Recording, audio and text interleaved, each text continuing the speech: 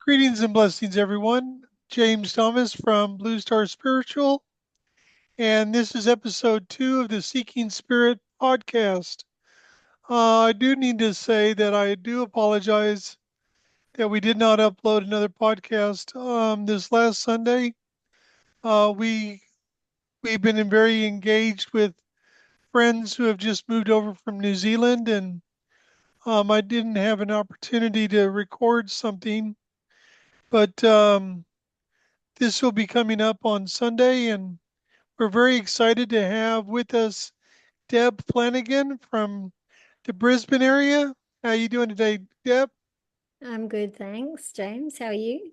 Good. Now, Deb Flanagan embarked on a healing journey as a qualified quantum healer and holistic integrative creative arts therapist, which began in 2017.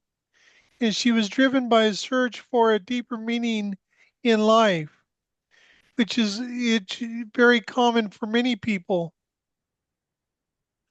Her exploration led her to the discovery of Pelawa, a transformative healing modality which focuses on activating the 12 strands of DNA. Through Pelawa, she unlocked the ability to channel symbols and transmute energy on a profound level. In 2019, Deb further enriched her healing repertoire by delving into the realms of forensic healing and the Bluestar healing method. These studies expanded her capacity to feel and transmute energy, enhancing her innate gift for holding profound therapeutic space. Clients who have had the privilege of experiencing Deb's powerful energy work have reported astonishing transformative shifts, often achieved within a single session. Now, she completed her training in holistic integrative creative arts therapy in 2021, and she does many different things and that I want to talk to her about, including a aura and chakra oracle deck, using her channeled symbols, and offers a training program for spiritual entrepreneurs to learn how to read auras and chakras using her deck. Now, what encouraged you to create this deck? What was it that really drove you to wanting to do that? Well, I started to do sort of mini reads, what I call mini reads for people. So that was reading their aura and chakra through a snippet of the forensic healing modality. And I channeled the symbols for the auras and the chakras. And so it sort of spurred on from that. It was an evolution, I guess, of doing the mini reads, of having the channeled the symbols for the chakras. And with the chakras, there's more than the standard 7. There's 13 because there's ones in between and below and above the standard 7. Oh, correct. Yes. So yeah. So I've got to do this because we're seeing what's behind you. Could you speak a little bit about what's behind you? Yeah, so they are the main 7. So I'm trying to, it's hard, always hard to point backwards, but so that's from the base chakra. The top ones are the chakras, so that's from the base chakra up to the crown. The crown symbol, this one, yeah, it's hard to point, but the silver one there that goes like that, that's my symbol for the crown chakra. That's become my logo for Wisdom Arts.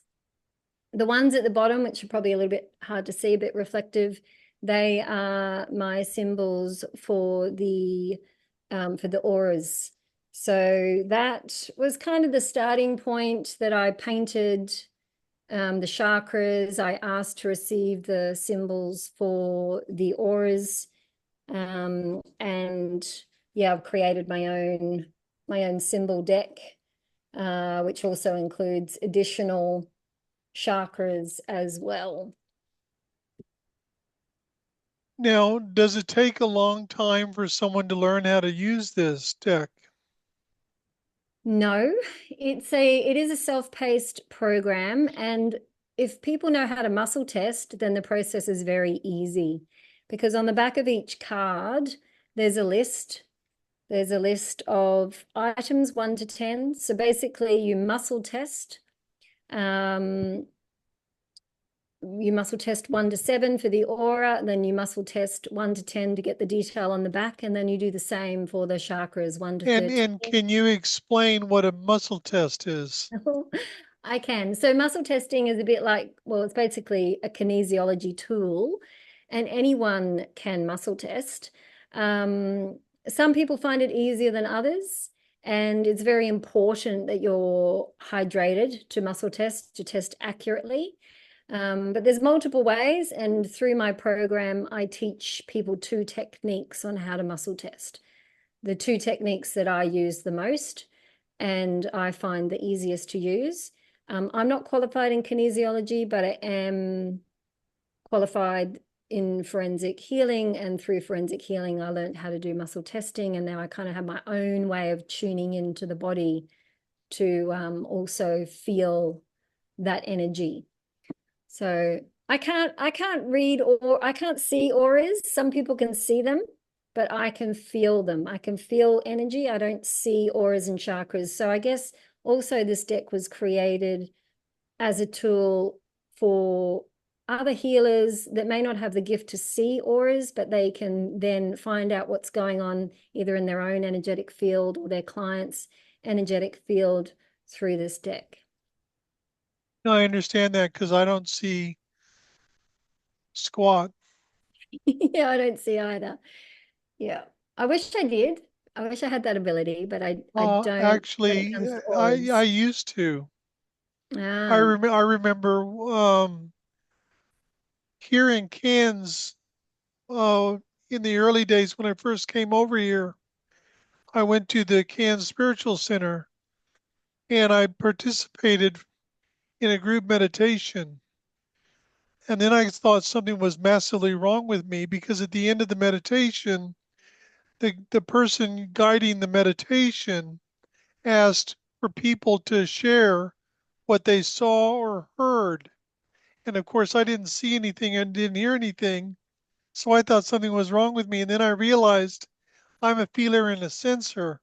mm, I don't, I mean, I've heard a couple of things, but generally that's not a thing that I use. Now, you also do interior design, correct? I do. Yeah. Now, do you incorporate any of the symbology or anything like that into your interior design?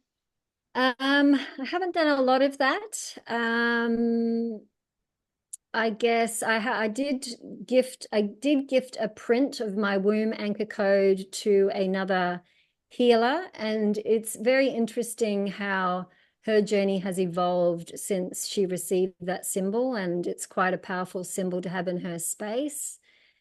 She now does like yoni massage, and she's sort of her direction has shifted a fair bit into that field since she's had that symbol in her healing space. And I used to do branding, like intuitive brand design for spiritual entrepreneurs. And it's interesting how one of those one time again I did for a person that looked a bit like my interpretation of the symbol at the time was like a musical kind of clef, like a bit like an instrument, like music came through as a strong theme. That's what I saw in it. And then probably a year or two later, she started to facilitate drum workshops.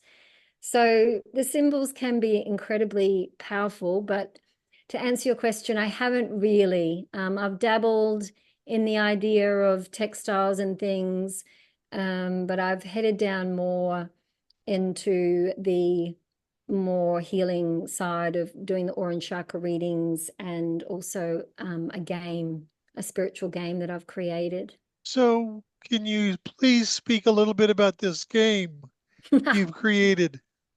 Yes, I would love to. I'll just show you briefly. So the game is called Insight, and the symbol, the outline of the symbol is based on my symbol Worlds Collide, which is about basically time collapsing and also finding that neutral point. So the finish is the neutral point where the actual two worlds collide in the center.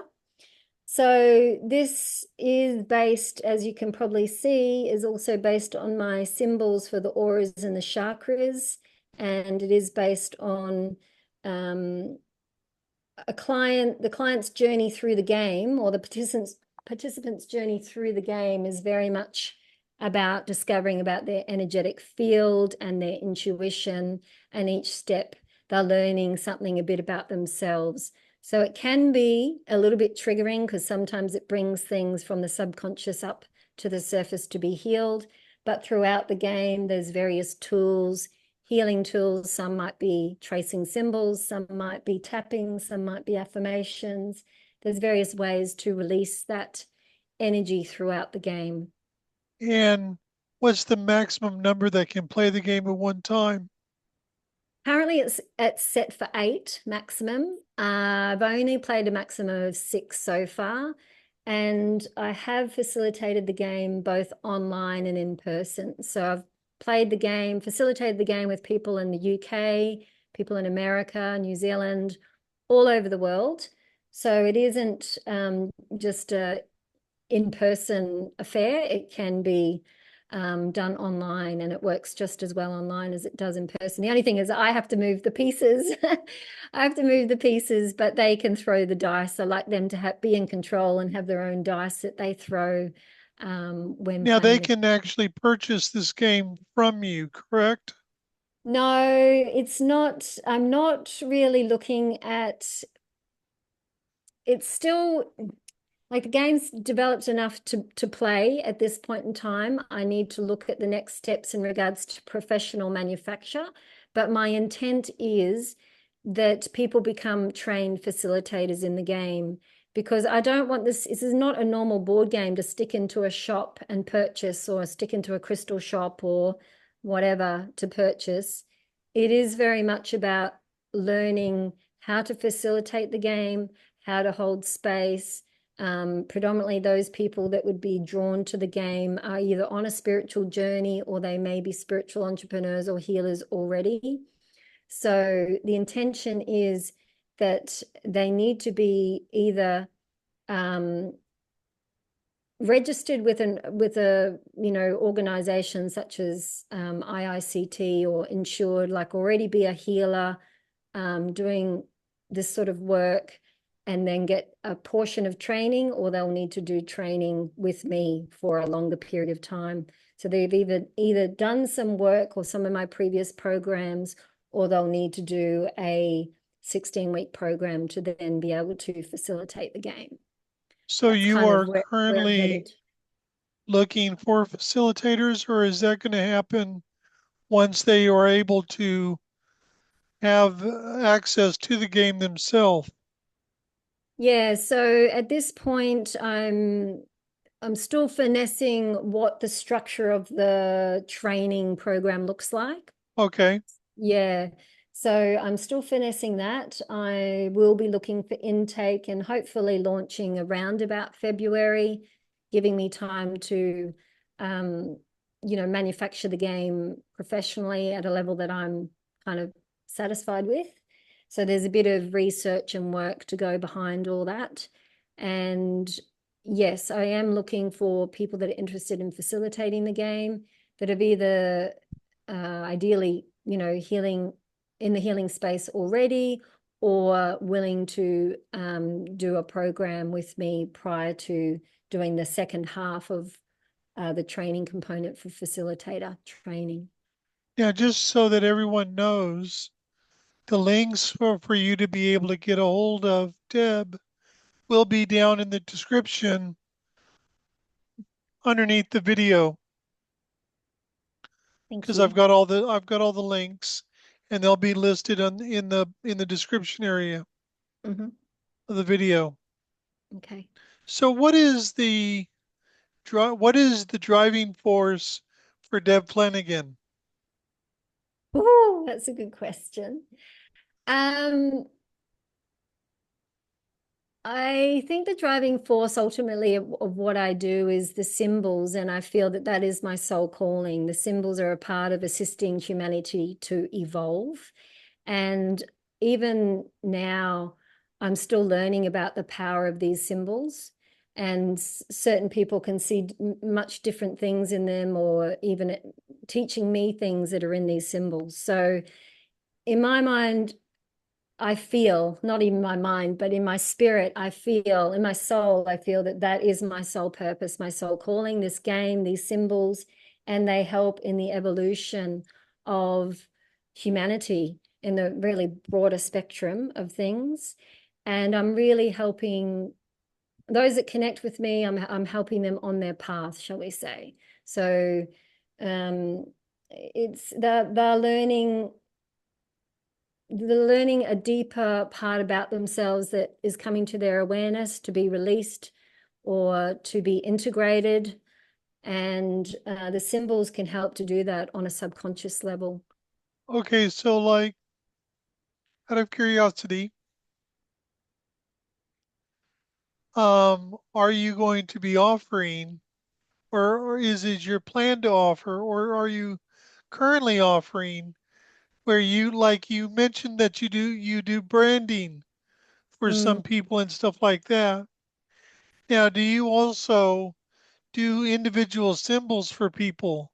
Like if they contacted you and said, I'm interested in you designing or bringing or channeling through a symbol that represents me or whatever the case may be, are you offering that service? I have offered soul symbols in the past. It's not currently, it's not there showing on my website currently. I have offered it in the past. But yes, it's probably something I need to put back up on the website. I I would say guess, so. yes, yes, thank you. So yes, soul symbols I have done in the past, and intuitive, what I call intuitive brand design, I've done in the past, Well, which is, I to let you yeah. know, I was specifically told to ask you that question. Oh, I like that. Okay, thank you for that little push. I'll make a note to add that up to the website. Yeah, Um, it's interesting you asked that question because just recently I've introduced a new offer, which I've only trialed on myself, but it's up and it's on offer at the moment for the rest of this month, which is a soul purpose and alignment session. Because what I've found, and I think these are the women that seem to be drawn, or the people that seem to be drawn, mostly women, middle-aged, going through a transitional phase in their life, and they're kind of really looking for more meaning and purpose, which is where I've been, right? I've been through that transition, and they're not sure. They might have an idea or they might not have any idea in regards to their soul purpose. So I'm currently offering soul purpose and alignment sessions, which is a 60-minute session for $97. And that will, in just 60 minutes, in 1 hour, we can find out who they're meant to be working with, um, you know, where they're meant to be working. Is it online? Is it in person? Is it one-on-one? Is it groups? So location, the how they're supposed to be working, and are they here for a being mission? Are they here for a doing mission? Are they here for partly being and doing mission? They're, quite different. Are they yes, meant they to be, are. yeah. And are they meant to be paid? Some of us might be meant our soul mission might be to do things voluntarily or for free. Is their sole purpose something that's a paid offering? Is it by donation? All these sorts of things can be mapped out in this session. And then once that's mapped out, we then do a pathway to clear any blocks that are stopping them from stepping into their soul purpose. So yeah, I can't wait to get started on those. I've got a person already interested that's that's an ex-interior designer that's just transitioning from what she's been doing, and she's in this phase. So it's really exciting to be offering something like that in 1 hour, to be able to cut through and get these answers very quickly and then align them to that. And then their path will unfold with a lot more ease and a lot more grace. And so, in your opinion, what is the most important thing individuals should be focused on at this time? Listening Just to, in general. yeah. I think the most important thing is to trust themselves and to listen to their own intuition, because there is a lot of noise out there in Yes. a lot of noise. And sometimes we have to really shut out all that noise and go inward to really listen to our own, to beat, the beat of our own drum. And even I struggle with this. Even after doing this for some time, I keep coming back that to this, and I have the clarity around my purpose. But I think at the core of it, and yeah, I might go off track sometimes and take a detour, but ultimately I am drawn to certain people, and I take those nudges, I listen to those nudges and I take action, because I know when I don't, usually something something bad will often happen, or I'll get a little wake up call, shall we say, right? Well, Spirit's really good at like, excuse me, you're going down the wrong pathway. Please alter. Yeah, Spirit's really good at doing that. yeah, We get to a point where I think we have to make a decision, a choice of what's most important to us, how we're going to live our life. yeah. Now, has the spiritual aspect been the most important thing throughout your life, or I think it's really, I only became interested in it probably in maybe 1997, when I was introduced to a book on George Gurdjieff. I'm not sure if you've heard of him, but he was like yeah? an esoteric spiritual teacher from, I'm not sure, it's like early 1900s or around there, I think. I think Osho, around the same time as Osho, which a lot of people have heard of. I think it was a similar time to him. And I was really intrigued by that book. A lot of it didn't make any sense at the time. I've read it multiple times. But then I think when I started to look for more meaning in life, which was when I separated from my 20-year partner at the time in 2016, um, that was me searching. That was me searching for more meaning in life. And then I was just trusting those nudges and following my path, one breadcrumb at a time. And, That's you know, usually the best option is one breadcrumb at a time. yeah, It's yeah, interesting how we have these little things happen, these books or whatever.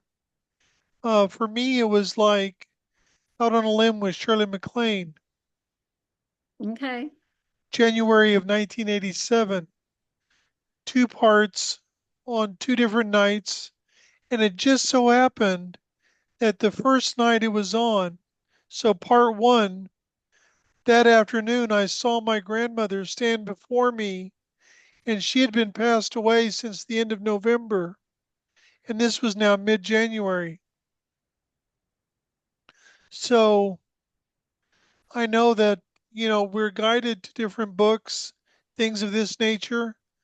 I remember in 1989, I had started my real awakening in 1986 with my grandmother on her deathbed.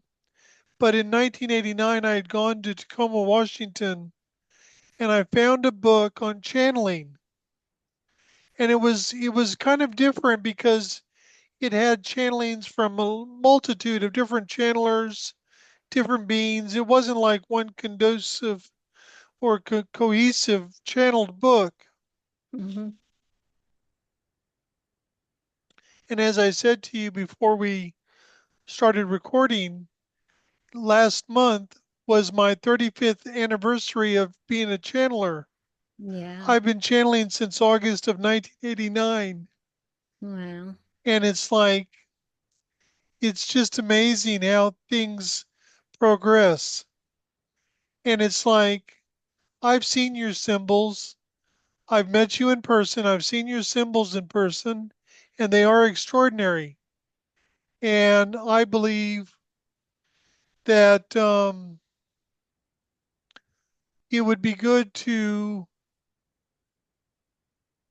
this is simply me talking off the cuff, but I think you should start looking, or at least looking and discerning about the possibility of offering individual symbols for people, because that enables them to connect in a way that you're already connecting, Yes. if you will. Yeah. Yeah, no, I did do it in the past and And I mean, technically, yeah. it's very different from what they would term guide drawings, where Yeah. they do drawings of your guides and things of those that work with you. My my wife Janice, which you've met Janice, she Yeah. actually did a drawing of McCoon, my Oh, fifth dimensional self. And it's like that those are really cool, but sometimes the symbology is better for the simple reason we can get distracted by what someone looks like. mm, Whereas yeah, with the symbol, we're more focused on what it feels, in my absolutely. opinion. Yeah, I like that. And I think also, the symbols are subjective. Although I might bring something through, what I interpret or I see in it, somebody else, it's like abstract art in a way, right? Somebody else will see something else in it, or even a lot more detail, or interpret it slightly differently. So sometimes symbols come through with a message, sometimes they don't come through with the message, and then I'll look at the symbol maybe even a year or so later, and then I'll see something in that symbol I hadn't seen before. So Mm. it's a bit like abstract art in a way that it's quite subjective and it's really obviously they're meant to speak to the heart more so than the mind, right? But you see, it's also similar to channeling, and I'll tell you why. Yeah. I remember my wife Janice and I had gone to Melbourne, here in Melbourne, Australia, Mm, for a seminar with Lee Carroll, who was channeling Cryon. And one of the things that really spoke to me was I heard two individuals talking. mm-hmm. And mind you, I was overhearing their conversation. But what amazed me was someone said, I was quite amazed when Cryon said, whatever. Mm. He said this. And the other guy said, I didn't hear him say that at all. But it's like they Mm. have the ability to give information to who needs it the most in that moment. And with your symbols, it's like you said, it's like when you looked at that one symbol a year later and you noticed something you hadn't noticed before. Here's my question. Was that always there? Uh, oh, that's a tricky one. Um, mm, I just think we get the information we need at exactly the right time, right? In I divine agree. timing. I agree. Yeah. Yeah. And it's like just so others know, I have been I only recently started attending James's channeling classes, and like I've been listening to your channeling, from mm, since when? Probably 2019, if not before then. I had Yeah. been tuning in as soon as I kind of discovered you, I started tuning in and listening. And then, but I was never interested, never ever interested in doing it myself. I was just like, nah, that's not me. Nah, nah, nah. No, I'm not interested. And when there's multiple people that channel, but then you're only drawn to certain people, right? So Oh, sometimes, yes, that's very yeah, true. it's like the resonance of it. And I always like the sound of your channeling. Um, and there's a lot out there I didn't resonate with at all. And but I was never ever interested in doing it myself. I was like, nah, nah. And then recently I gave a healing session with somebody and she channels. She's not nothing to do with Bluestar or anything. And and then from that healing session, because she was kind of channeling messages through, and that sparked my interest. And then you popped into my head, and I'm like, the curiosity, was triggered. And as you know, I've attended a few of your classes, Yes. and I'm And just you're like, actually you're a very natural channeler. but if you said to me, 6 months ago, 12 months ago, 4 years ago, I'd be like, no, nah, not interested. I'm happy to listen to those that resonate with me. But I'm not interested in learning how to do that. So I think it's just that's like trusting, right? That's just getting those intuitive nudges, listening to the intuition that drops in, and it keeps biting. It was the same time when I just kept getting blue stars, before I did your course. And it's just like it just kept dropping in. And I can't ignore this anymore. It just keeps coming in. So I Hmm. had to follow. Well, it's like what I've learned in over 40 years of being on this path is Mm, very simple. It may not resonate today, but it may resonate later. In fact, the very first public channeling I ever went to was a woman channeler who channeled a being named Rajni. And there was something that he said at the very beginning that has always stuck with me forevermore, even though I couldn't tell you anything he talked about except for this one part. And he said, my job is to bring to you the truth. mm, Your job is to discern. If it resonates, explore it, experience it, see where it leads you. If it doesn't resonate, throw it away or put it on a shelf. Don't judge it or criticize it. If it is something, and this is the important part, if it mm. is something you require later on, it will come back around. Yeah. And so it's like, because there have been many things in my life and on this path that have not resonated and then later on did resonate, or there have been things that have resonated and I have followed that, and then 6 months, a year, 2 years later, it no longer resonates. Yeah. But it's Absolutely. some of those things that we took as truth, which no longer resonate, we have to have the courage to put them away, Yes. to let them go. So that is something that has always stuck with me. So it's like, but you're a natural channeler. But then again, if you think about it for a second, Mm. you're already a channeler. Yeah. Through the symbols. That's right. Look Yeah. behind you. I know. Yeah. Yeah. So what, you gone from maybe channeling a symbol to verbally channeling? It's still channeling.